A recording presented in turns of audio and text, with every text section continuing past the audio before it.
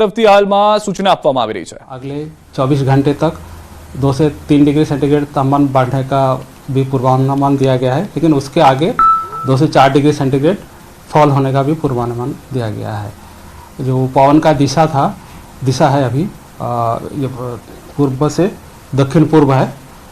और जो अहमदाबाद का तापमान आज रिकॉर्ड हुआ है, लघुत्तम तापमान 15.1 डिग्री सेंटीग्रेड। और जो गुजरात रीजन में सबसे कम तापमान रिकॉर्ड हुआ है वो नालिया में है, वो 11.4 डिग्री सेंटीग्रेड।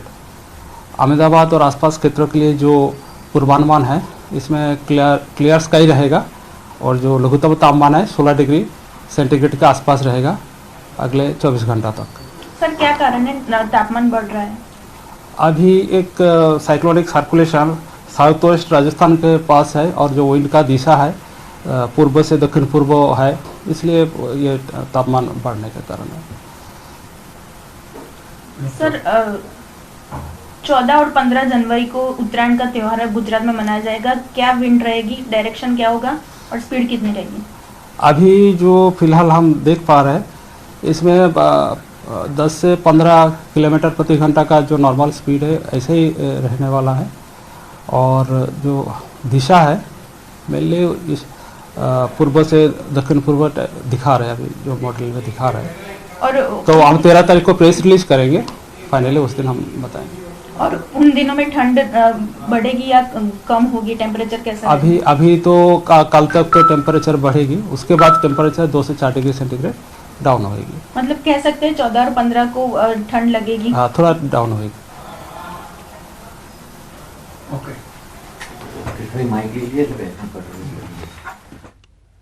તો ઉત્તરાયણ માટે સારા સમાચાર છે। ઠંડીમાં થોડો ઘટાડો હશે, પરંતુ પવન સારો જોવા મળી શકે છે। વિદ્યાર્થીના મોતનું રહસ્ય અકબંધ છે। થલતેજની ખાનગી સ્કૂલમાં તબિયત લથડી હતી। સારવાર દરમિયાન હોસ્પિટલમાં વિદ્યાર્થીનું મોત થયું છે। પોલીસનો કાફલો સ્થળ પર પહોંચ્યો છે। પીએમ રિપોર્ટ બાદ મોતનું સાચું કારણ બહાર આવશે। સારવાર દરમિયાન હોસ્પિટલમાં વિદ્યાર્થીનું મોત થયું હોવાની પ્રાથમિક જાણકારી મળી રહી છે। ભાવનગર શહેરમાં ઢોર પકડવા ગયેલી મહાનગરપાલિકાની ટીમ સાથે ઢોર માલિકની બોલાચાલી થઈ। આઝાદનગર વિસ્તારમાં ઢોર પકડવા ગયેલી ટીમ સમયે પોતાના પશુ લઈ જવાના પ્રયત્ન કરતા થયું છે શાબ્દિક ઘર્ષણ। પોલીસની હાજરીમાં યુવાનોએ ઢોર અંગે બોલાચાલી કરી। બાદમાં બંને યુવાનને ભરતનગર પોલીસ લઈ જવામાં આવ્યા હતા। બનાસકાંઠા જિલ્લાના વિભાજનની જાહેરાત સાથે શરૂ થયેલો વિરોધ હજુ પણ શાંત થવાનું નામ નથી લેતો। વિભાજન બાદ 3 તાલુકામાં ઉઠેલો વિરોધનો વંટોળ હજુ પણ ઘૂમી રહ્યો છે। બનાસકાંઠા જિલ્લામાં જ રહેવાની માંગ સાથે આજે ધાનેરામાં વિરોધ પ્રદર્શન થયું। ધાનેરા હિતરક્ષક સમિતિ આજે ધરણાનો કાર્યક્રમ યોજશે। ધાનેરાના અપક્ષ ધારાસભ્ય માવજી દેસાઈ પણ આ પ્રદર્શનમાં હાજર। જિલ્લા વિભાજનમાં ધાનેરાનો સમાવેશ વાવથરા જિલ્લામાં કરાયો છે, જ્યારે ધાનેરાના રહીશોની માંગ છે કે તેમને બનાસકાંઠામાં યથાવત રખાય। માવજી દેસાઈ સહિત રાજકીય આગેવાનો આ વિરોધમાં જોડાયા। વિભાજન બાદ ધાનેરા, કાંકરેજ અને દિયોદર તાલુકામાં રહીશો વિરોધ કરી રહ્યા છે।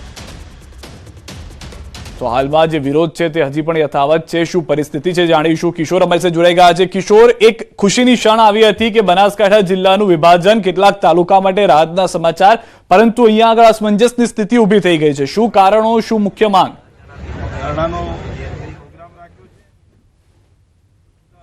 ચોક્કસથી સિદ્ધાર્થ, બનાસકાંઠા જિલ્લામાંથી એક નવો જિલ્લાનું નિર્માણ કરવામાં આવ્યું ત્યારે ક્યાંક લોકોમાં ખુશીનો માહોલ હતો, પરંતુ બનાસકાંઠા જિલ્લાના જે 3 તાલુકાઓ છે, દિયોદર, ધાનેરા અને કાંકરેજ, તે લોકોનો વિરોધ અત્યારે ચાલી રહ્યો છે। તેઓની માંગ છે કે તેમને બનાસકાંઠામાં રાખવામાં આવે। અત્યારે આપણી સાથે ધાનેરાના ધારાસભ્ય માવજીભાઈ દેસાઈ છે, સીધી જ વાત કરશું તેમના જોડે। ખાસ કરીને ધાનેરાના લોકોની માંગ શું છે? ધાનેરાની તમામ પ્રજાની એક જ માંગ છે કે જે દેશ આઝાદ થયા પછી અમે પાલનપુર સાથે, બનાસકાંઠા સાથે જોડાયેલા છીએ અને બનાસકાંઠા સાથે અમારે રહેવું છે। અને રહેવા પાછળના કારણો છે કે સામાજિક રીતે, શૈક્ષણિક રીતે, આરોગ્યની રીતે, તમામ પ્રકારે વહીવટી તંત્ર સાથે ધાનેરા તાલુકાના તમામ સમાજના પ્રજાજનો જે છે એ બધા જ પાલનપુર સાથે અને એની આજુબાજુ સાથે જોડાયેલા છે। એ કારણે કરી અને એમને વહીવટી સુગમ રહે અને ભૌગોલિક રીતે પણ અનુકૂળતા ધાનેરા તાલુકા અને શહેરના બધા જ સર્વ સમાજના લોકોને પાલનપુર અનુકૂળ વર્ષોથી આવ્યું છે। જ્યારે થરાદ જિલ્લો બન્યો, થરાદ સેન્ટર બને તો એક બાજુ બને છે, એનાથી અવળી દિશાની અંદર ધાનેરાને જવું પડે। જ્યારે પાલનપુર છે એ પાલનપુરમાં જવાય, ત્યાંથી અમદાવાદ, ગાંધીનગર અને તમામ ગુજરાતના કંઈ પણ નાના મોટા કામ હોય તો એ આ બાજુ જઈ શકે। એ માટે કરીને આજનો અગાઉ પણ આ જ પ્રકારે પ્રોગ્રામો કર્યા હતા અને સમગ્ર હિતરક્ષક સમિતિ અને સર્વ સમાજની પ્રજાએ બધાએ ભેગા મળી અને આ નક્કી કર્યું છે અને એના ભાગરૂપે આજે 11 થી માંડીને 3 વાગ્યા સુધી તમામ ધાનેરા શહેર અને તાલુકાની પ્રજા, બધા જ સમાજના આગેવાનો, શૈક્ષિક સંસ્થાઓ અને તમામ આગેવાનો મોટી સંખ્યાની અંદર આજે હાજર રહી અને એક જ અવાજે એક જ વાત છે અને સરકારની અમારી સૌ લોકોની અને આ વિસ્તારના ધારાસભ્ય તરીકે મારી પણ વિનંતી છે કે જ્યારે પ્રજાની સુખાકારી માટે, પ્રજાની સગવડ માટે જિલ્લો બનાવતા હોઈએ તો પ્રજાનું હિત ધ્યાને રાખવું એ સરકારની પણ ફરજ બને છે અને એ ફરજના ભાગરૂપે અમે બધા વિનંતી પણ કરીએ છીએ કે સમગ્ર ધાનેરા તાલુકાને પાલનપુર સાથે જોડાયેલો. હિતરક્ષક સમિતિ દ્વારા આજે ધરણા આપવામાં આવ્યા છે અને ચીમકી ઉચ્ચારવામાં આવી છે કે હવે ટ્રેક્ટરો લઈને ગાંધીનગર પહોંચશું. શું કહેશો? પ્રજાનો એવો મત છે કે ધાનેરા તાલુકાને બનાસકાંઠામાં રાખવામાં આવે, એના માટે આખા ધાનેરા તાલુકાની પ્રજાએ સ્વયંભૂ બંધ રાખી અને 4 તારીખના રોજ મોટી રેલી કરીને પ્રાંત કલેક્ટરને આવેદનપત્ર આપ્યું છે અને માગણી કરી છે કે ધાનેરા તાલુકાને બનાસકાંઠા જિલ્લામાં રાખવામાં આવે. આલેર ગામે ગૌશાળાના નામે યોજાયેલા લકી ડ્રોના આયોજકો વિરુદ્ધ ગુનો નોંધાયો છે. લકી ડ્રોનો માસ્ટરમાઇન્ડ અશોક માળી સહિત 10 સાગરીતો સામે પોલીસે ગુનો નોંધ્યો. ધાનેરા પોલીસ સ્ટેશનના પીએસઆઈ MS દરબાર બન્યા ફરિયાદી.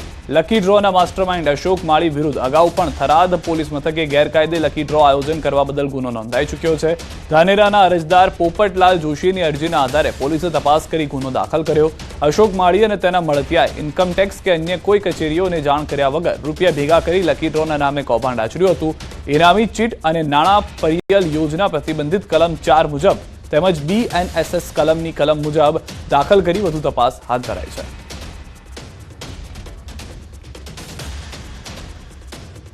હું આપ લોકોને જણાવવા માંગુ કે બનાસકાંઠા પોલીસે આની પહેલાં પણ 3 જેટલી FIR રજીસ્ટર્ડ કરેલી હતી અને આજે અમે લોકોએ ધાનેરા ખાતે પણ 1/4 FIR રજીસ્ટર્ડ કરેલી છે. આવા જેટલા પણ લોકો હશે કે જે આવા ગરીબ લોકોની લાલચ દેખાડી અને એમના પૈસાને એ લોકો આવી રીતના લકી ડ્રોના નામે લેતા હશે. પેસારો અને પ્રસાવને જોતા તંત્ર પણ એલર્ટ મોડમાં છે. ખાસ કરીને સ્કૂલોમાં પણ તકેદારી વધારી દેવાઈ છે. ભરૂચ જિલ્લા શિક્ષણ વિભાગ પણ સતર્કતા દાખવીને પાણી પહેલા પાળ બાંધી છે. જોકે હજુ સુધી ભરૂચમાં પણ એક પણ કેસ નોંધાયો નથી, પરંતુ આવનાર સમયમાં શૈક્ષણિક પરીક્ષા તેમજ બોર્ડ પરીક્ષાને ધ્યાનમાં રાખીને શિક્ષણ વિભાગ પણ કમર કસી ચૂક્યું છે. જિલ્લા શિક્ષણ અધિકારીએ શાળાઓને આ અંગે ખાસ સૂચના આપી છે. શિક્ષણ અધિકારીના મતે ગાઈડલાઈન આવશે તે મુજબ પગલાં લેવા વિભાગ સજ્જ છે. આગામી સમયમાં બોર્ડની પરીક્ષાઓ શરૂ થવા જઈ રહી છે. બાળકોની પ્રિલિમ પરીક્ષાઓ પણ ચાલુ થવાની છે.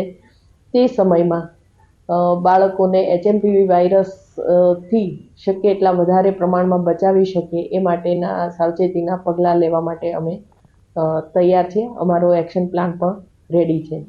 ઉપરથી જેવી સૂચના મળશે અથવા આરોગ્ય વિભાગની એડવાઇઝરી મળશે એ સાથે જ અમે અમારી કાર્યવાહી શરૂ કરી દઈશું. તો અમદાવાદ સાબરકાંઠામાં HMPVના કેસ નોંધાતા જ પોરબંદર જિલ્લાનું આરોગ્ય તંત્ર પણ એલર્ટ મોડ પર આવી ગયું છે.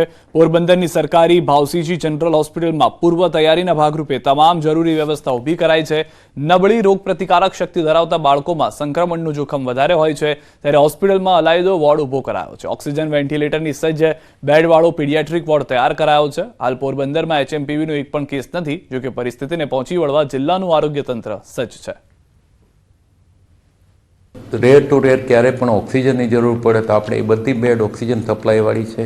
એ ઉપરાંતના આપણી પાસે 3 પીડિયાટ્રિક વેન્ટિલેટર નવા ઓર્ડર કર્યા છે, 1 HFNC ઓર્ડર કરેલું છે. ટેસ્ટ કિટ જે છે એ રેપિડ ટેસ્ટ કિટ અત્યારે અવેલેબલ નથી આખી ઇન્ડિયામાં, તો અત્યારે RT-PCR બેઝ ઉપરની ટેસ્ટ કિટ ઓર્ડર કરી દીધી છે. સારો કરનાર HMP વાયરસને લઈને સુરેન્દ્રનગરનું આરોગ્ય વિભાગ પણ સજ્જ બન્યું છે. આરોગ્ય વિભાગ દ્વારા સરકારી મુખ્ય હોસ્પિટલમાં સ્પેશિયલ વોર્ડ ટેસ્ટિંગ કિટ સહિતની સુવિધા ઊભી કરવામાં આવી છે. સાથે જ અને કોઈ પણ વ્યક્તિને શંકાસ્પદ લક્ષણો જણાય તો તાત્કાલિક સરકારી હોસ્પિટલનો સંપર્ક કરવા અપીલ પણ કરવા કહેવાયું છે. મહત્વનું છે કે સુરેન્દ્રનગરમાં હજુ સુધી HMPનો એક પણ પોઝિટિવ કેસ કે શંકાસ્પદ લક્ષણોવાળા દર્દીઓ ધ્યાનમાં નથી આવ્યા, પરંતુ તેમ છતાં આરોગ્યના આયોજનના ભાગરૂપે જિલ્લા આરોગ્ય વિભાગ દ્વારા અલાયદો વોર્ડ તૈયાર કરાયો, જેમાં બાળકો માટે પણ ખાસ વ્યવસ્થા કરાઈ છે. એવી કોઈ ગભરાવાની જરૂરિયાત છે નહીં. નોર્મલ આવી રીતે શરીરના અંદર આવા ઇન્ફેક્શન વાયરસ થતા હોય છે અને તો પણ અત્રેની ગાંધી હોસ્પિટલના અંદર અલાયદો વોર્ડ ટેસ્ટિંગ માટે બધી જ ફેસિલિટી ઉપલબ્ધ છે. એટલે ગભરાશો નહીં, સાવચેતી રાખીશું અને આનાથી આપણે બચીશું. પીવીનો વધુ એક કેસ નોંધાયો છે. વસ્ત્રાપુરમાં રહેતા 80 વર્ષીય વૃદ્ધનો રિપોર્ટ પોઝિટિવ આવ્યો છે. દર્દી મેમનગરની સ્ટર્લિંગ હોસ્પિટલમાં દાખલ છે. દર્દીની તબિયત હાલમાં સ્વસ્થ હોવાની જાણકારી છે. દર્દીને અસ્થમાની પણ બીમારી હોવાનું જાણવા મળી રહ્યું છે. તો ચીનમાં હ્યુમન મેટાન્યુમોવાયરસ HMPVના કેસમાં વધારો થતા દુનિયાભરમાં ખળભળાટ મચ્યો છે. અમદાવાદના HMPV વાયરસનો વધુ એક કેસ નોંધાયો.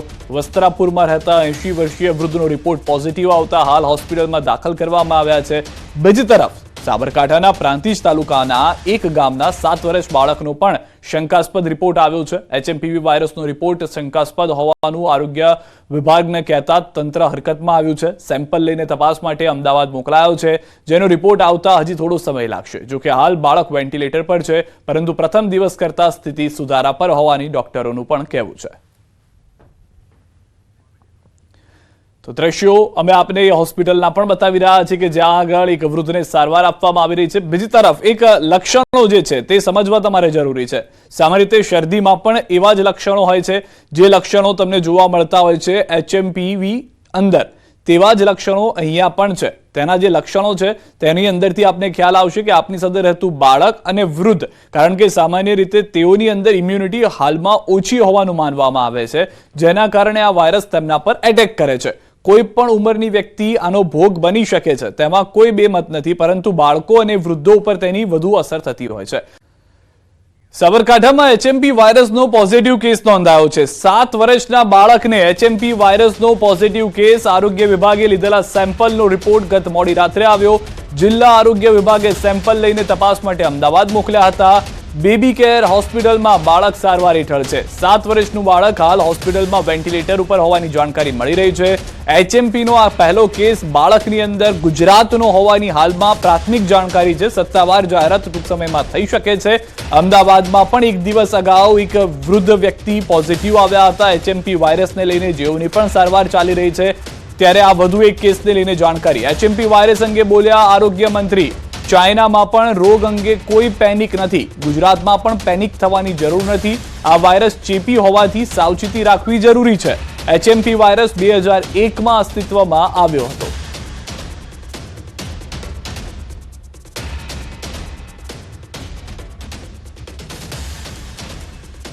આ તમામ વાયરસો ચેપી હોવાના કારણે આપણે એની સાવચેતી લેવી જોઈએ. કેટલીક બાબતો, કોઈને શરદી, ફ્લૂ, ઉધરસ, ખાંસી આ પ્રકારનું હોય, ગળામાં દુખાવો, તો સ્વાભાવિક થોડું અંતર જાળવવું જોઈએ. અને પોતાના પરિવાર સાથે પણ જ્યાં સુધી લક્ષણો પ્રમાણેની સારવાર ન પતે અને ગુડ ફીલ ના થાય ત્યાં સુધી એ થોડા સાવચેતી આપણે લઈએ તો મને લાગે છે કે નાના બાળકો કે જેનામાં ઇમ્યુનિટી નથી, મોટા વડીલો કે જેમનામાં પણ ઇમ્યુનિટીનો પ્રશ્ન છે, તો એને અસર ઓછી થાય.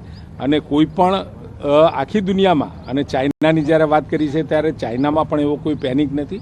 એટલે આ ગુજરાતમાં અને ભારતમાં પણ પેનિક થવાની જરૂર નથી.